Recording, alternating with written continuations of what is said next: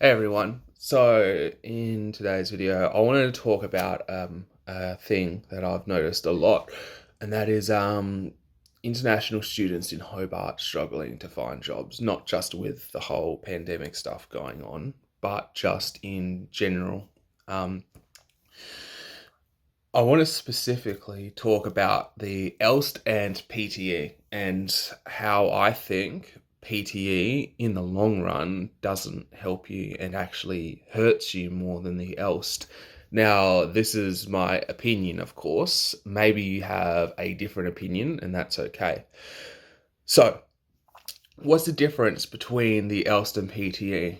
Well, who am I first? I am Nathan. I've been in the Chinese community in Hobart since at least 2017, maybe 2016. And I've been an English teacher for 4 years now, I'd say. Um, well, teaching the immigration tests anyway for that length. And I've been on the radio, done the Chinese community news, the English half of it, as well as I own my own teaching company, LC, great company, by the way, and my own society at UTAS. I've taught probably anywhere between like 150 to 200 students. Most of them are Chinese, just because that's just my biggest network. So let's talk about the differences between the IELTS and PTE first. The IELTS, we'll start with PTE. PTE is more of a robotic test. You don't need to necessarily know English to pass it. However, if you know the foundations of English as well as some test skills and like how to sort of cheat the test, those sort of methods, you can pass. And I've seen people who have got 65 and higher who have even 70, but their English is really bad. And we'll talk about that later, but I think from a learning standpoint and a future standpoint, I think that's really bad. You can pass easier, but in the long run, it hurts you more, and I will explain that soon. The ELST is more of a face-to-face test because PTE is in front of a computer. You just do it all through the machines, and the machines will register your voice.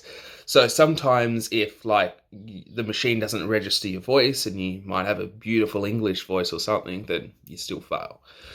And then it's unlucky, you wasted more than $300, come back next time, bye-bye. Now, the else is a bit different because, like, you're sitting down face to face with people, especially in the speaking parts. The writing part is a lot harder on else. However, the questions are very similar. But from what I've sort of learned is like PT more wants you to talk about facts and sort of factual information, less about your opinion. And ELST is more about your opinion and how you're trying to argue something. So in English, in other words,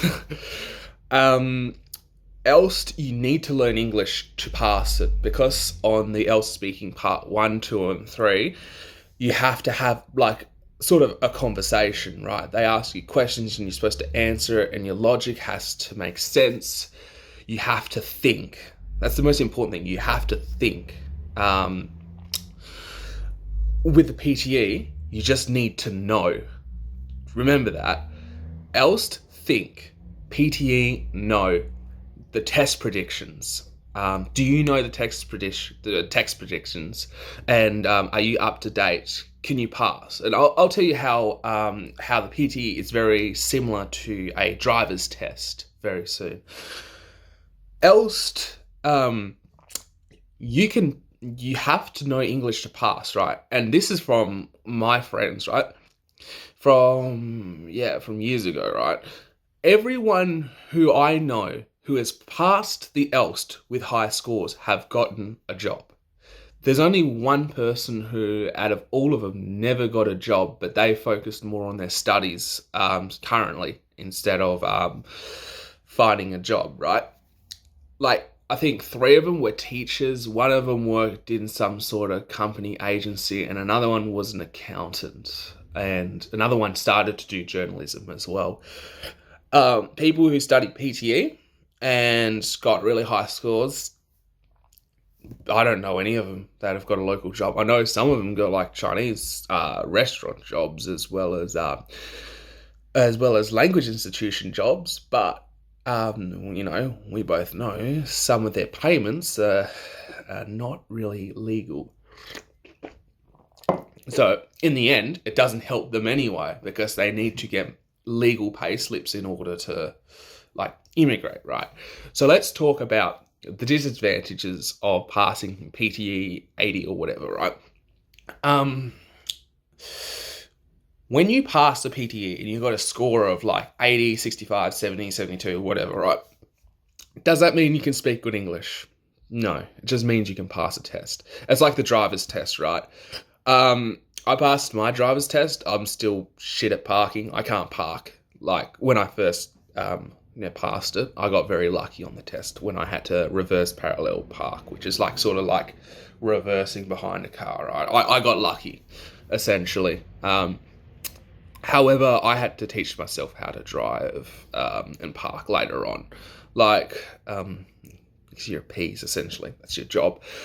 However, PTE is very similar to that in the sense that once you pass the PTE, you still can't communicate with locals. You still struggle. A lot of people, anyway, not everyone, of course. Some people, they're good at English, they pass PTE, congratulations. But some people the majority of people I know have passed PTE, they can't speak to locals, they can't communicate, they have no local work experience, as well as they just struggle daily.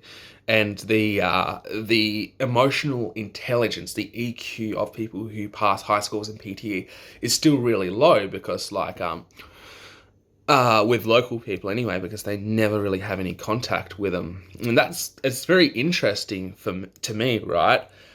When a local person, from my opinion, from my perspective, when a local person travels to China or Japan or wherever, right, they're very interested in the culture and they want to make as many of those friends as possible. They don't really want to stay in their community because if you stay in your own community, then what's the point of going to another country? You're just hanging out with other Australians in a community. Yes, you feel like you share similar stuff, but that's not the point of traveling and living somewhere else. So they can build up their EQ of their culture and study it, learn it, and make friends easier. However, with a lot of Chinese people in Hobart, I feel they're really nervous and they're really shy about talking to them, and that's okay. We are shy and nervous when that happens too. It's just doing something you feel uncomfortable with and overcoming it. And what I see a lot from Chinese people is they just want to stay in their community, right? And if you stay in your community, especially if you pass the PTE, you really can't get out of your community that easy, and you're going to end up in a sort of an illegal sort of job. I'm just being quite honest. And then you're not going to be able to get points for your visa, and then you're not going to be able to immigrate here. So this is, I think, a lot to do with other institutions as well. So the reason why I think institutions are also to blame for it is their marketing tactics as well. Is that institutions love to target new students, and because that's how they get money, and that's fair enough, right? This is Nathan from the future when I'm editing the video. I think that it's a very evil marketing tactic. I say fair enough, but I don't think it's good from an ethical standpoint. However, I also think it's up to the student's responsibility to also research an institution before they choose one rather than just blindly following posters. So just keep that in mind when paying for an institution to always do your research, even on the smallest things. But when you're in the UTAS library, the lounge, the TU, I don't know, around in the Asian supermarkets in Sandy Bay, Asian town, whatever, you'll see all their big, big, beautiful, flashy posters. Amazing, yeah, fight together, Jia, guarantee high score or money back, blah, blah, blah, blah, blah, right? They're very bad marketing tactics, I think. Well, they're very good marketing tactics because people go to their companies, but it's bad for the students because it gives them an expectation to get a higher score, right? And like I've seen people who have got 45 come to my institution or other say that they've been to other language institutions, right? And when these institutions say, oh, guarantee you'll get 65, 72, 80, 1,000, whatever, right? Can they guarantee that? And how do you think about that? And this is the thing, right? It's both people's faults, in my opinion. It's the institution's fault for saying all these big flashy words, promising all this like shit that they can't. And then it's the student's fault because they see this as the easy way. And there's no such thing as an easy way, right? You can't just pay $2,000 for an institution to help you get your desired score. They can't help you do that. Only you can do that. An argument could be made that when you go to the institutions, you'll see all these results on the wall with 65s and 80s and 90s. And you could say to me, well, Nathan, these people passed. And my answer is, how many of people that went to their language institution failed? How many of them actually passed and how many failed? The ratios of it. So when you look at those, you have to consider, are they actually a direct conversion rate of $2,000? If you pay $2,000, are you guaranteed to get that score? Is the conversion rate good? Right? Yeah, they can teach you the tricks and everything, but at the end of the day, if you don't put in the work, you will not pass the PTE. If you don't put in the work, you will not get a job. And if you put in work or pass the PTE easy, you will not get a job. You will not be able to communicate with local people easy. You'll still be at the beginning. You might get your PR, but like, how are you going to get money?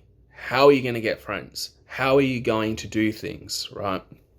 Those are the things you have to ask yourself.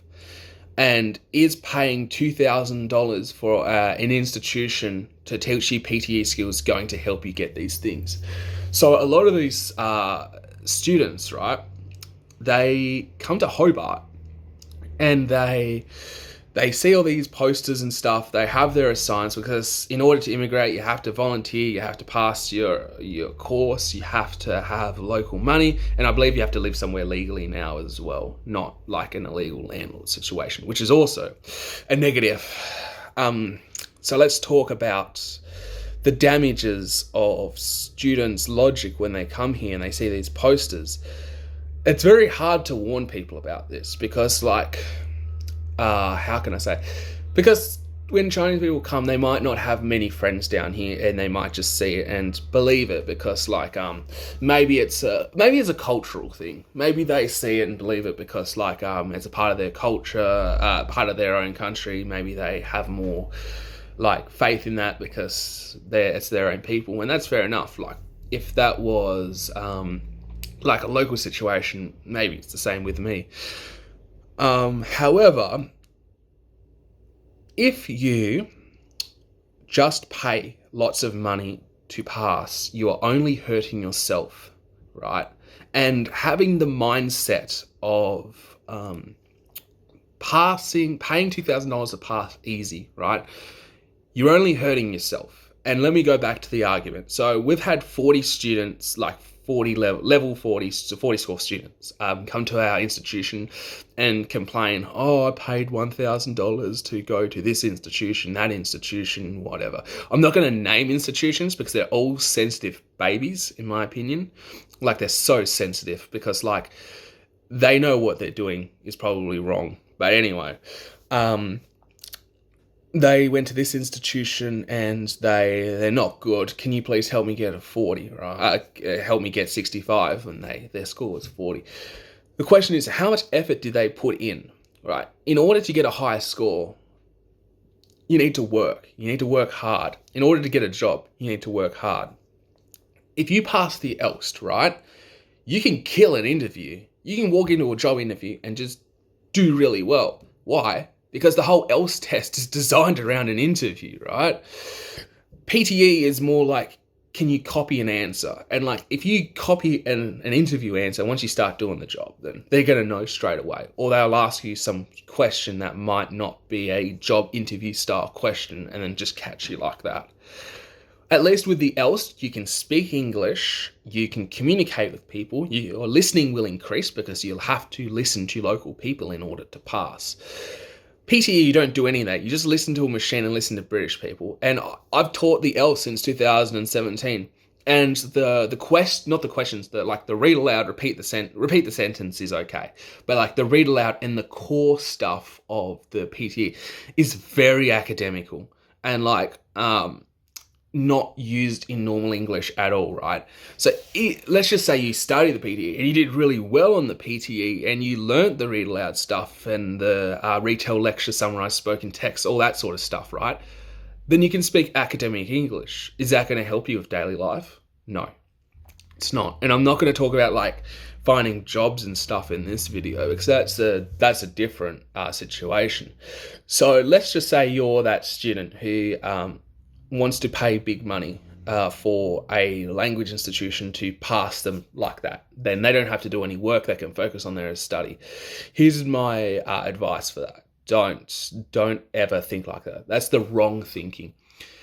In order to get what you want, you have to work hard at it. And even though you fail the IELTS, you fail the PTE, you're not good at talking to local people, you just keep trying. If you give up, then who can help you? If you don't believe in yourself, who's going to believe in you for you? Like, how can other people believe in you if you cannot believe in yourself? You need to break out of the mindset of, I want this easy, I have too much study, local people are so difficult to talk to, I'm so shy. If that's the case, then you have to ask yourself, why are you in Hobart? Why are you in Australia? Like, think. Work hard and fight for what you believe in.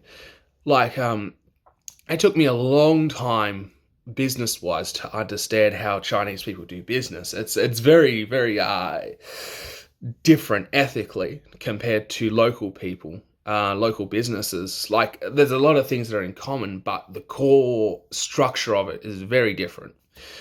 The point I was trying to make was when I first did business with Chinese companies, it was a very big change, and I could have given up the first time something went wrong or whatever. But instead of giving up, I kept trying and trying and trying and understood the culture and became more relaxed and more easier to talk to Chinese people normally and also in business because I never gave up. And in saying that, like, think about English like the gym, right? You go to the gym, you don't start lifting the really, really heavy weights, right? You start with the baby weights, the tiny baby weights, and you build yourself up. Every time students come to our language institution, LC, which you should definitely check out later, I always say to them, I say, like, what is the purpose of you taking our courses? What do you want? And they'll tell me their answer. And then I try and figure out a system where I can help them, but also improve them and build them up. Because how I treat my students is I treat them like I guess a really normal analogy is like the tree, right? The baby tree, and it grows up and up and up and up and up. That's how I want to treat them and build them up. I want to build up their confidence, because if they don't have confidence in themselves, if they don't have confidence, then how can they learn, right?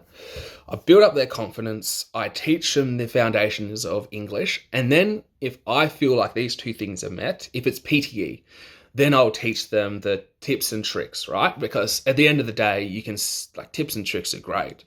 However, you need to learn English because, like, Yeah, that's the truth. And a lot of my everyday English classes are people who have passed the PTE and people who still can't find jobs, still can't talk to local people, and their English and their logic and structures are terrible. Because, and not all of them are, because they just couldn't pass. They passed the test, but they just didn't learn English. And yeah, and the people who did learn PTE, their English sort of like shot up and improved. But like after they studied the PTE, it just like slowly declines because they don't use English that often. They only practice to repeat themselves or repeat sort of stuff, and it only hurts them, right?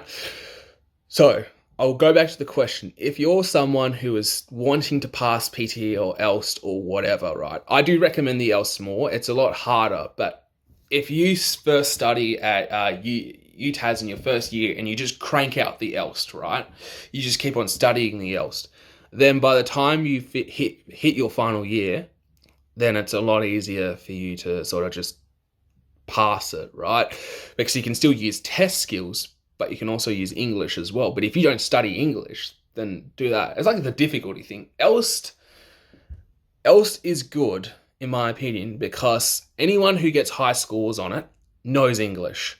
PT is bad because anyone who's got high scores on it, they don't always know English. And that's just the truth. Like, ask your friends. It's simple. You don't have to believe me for that. So, if you're one of these people, right? The first thing I suggest you to do, if you're wanting to do PTE or else and you want to know how to learn English, first of all, start talking to local people as soon as possible. That's the most important thing. If you can't talk to local people, then your listening, your grammar, your fluency, and like your word stress and all that sort of stuff is non-existent, right? You have to rely on robots and stuff online. That is usually very hard to keep up with. Second thing is get invested into the local community and societies and stuff. We have a really, really good society at UTAS, the International Society at UTAS. If I'll put my QR code at the end of this video as well, and you guys can scan it for WeChat, and we can have a talk. That is important because, like, you can get your volunteer certificate, and two, because you will be in a community of people from different communities and stuff. Like, and I don't mean like, don't just join your own country's society. It's like, imagine if I go to China because I'm really, really interested in the culture, blah, blah, blah, blah, right? And I decide to join the Australian Society. Like, what the hell am I doing? I should be back at my own university, in my own opinion, because I wanted to go to China to like meet China, like the Chinese people, the culture, or go to Japan, America, whatever. It can be any country. Go to people in your own diverse yourself and learn how other cultures talk, speak, act, even Western, India, Japanese, all of them. Because like when you go to hand in your resume, you can say, yeah, I've worked with these people. I've worked with this country. I know how they think. I have good communication skills. I'm very diverse, blah, blah, blah. It'll help you in the long run. Third thing is go to a language institution that cares, right? And don't, just because they say they care, it doesn't mean they really care on their bloody posters and stuff, right? Go to an institution that actually cares. And how to know that is read their reviews, ask your friends. Ask your friends and ask other people who have passed that, right? And I don't mean their teachers or their marketing people or whatever.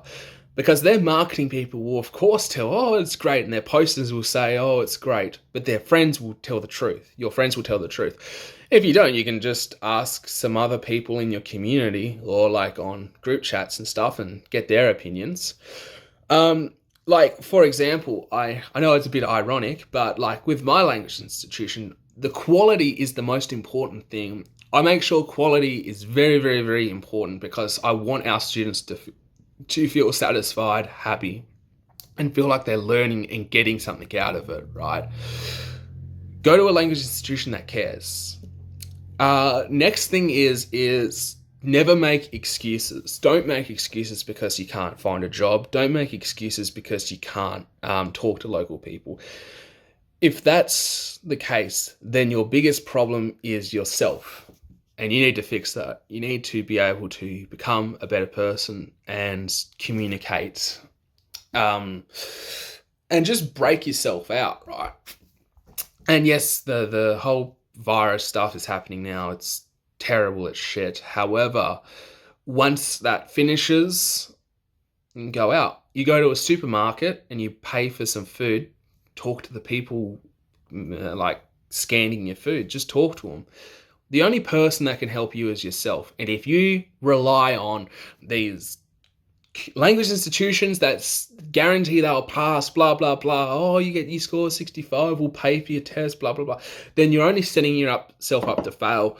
You need to change how you think here before you can pass. And I know that sounds bad maybe, but I've seen it so many times with so many students, and they always feel sad, and they always feel like they've wasted their money. They always feel like they don't know what else to do. So to conclude this video, just try your hardest. IELTS or PTE, which one's better? IELTS if you want to learn English and immigrate better and find a job better. PTE if you just want to quickly pass and then do all the work yourself. Emphasis on do all the work yourself, right? Because language institutions aren't going to teach you English. The normal big ones in Hobart, and we all know what we're talking about. Like I said, I don't want to say their names because they're big babies and they'll threaten legal stuff at me, even though legally they can't do anything about it. They're just big babies. All right. Thank you for watching. If you've learnt something, comment below. Hit subscribe. Add me on WeChat. We can have a talk. And I will see you in another video.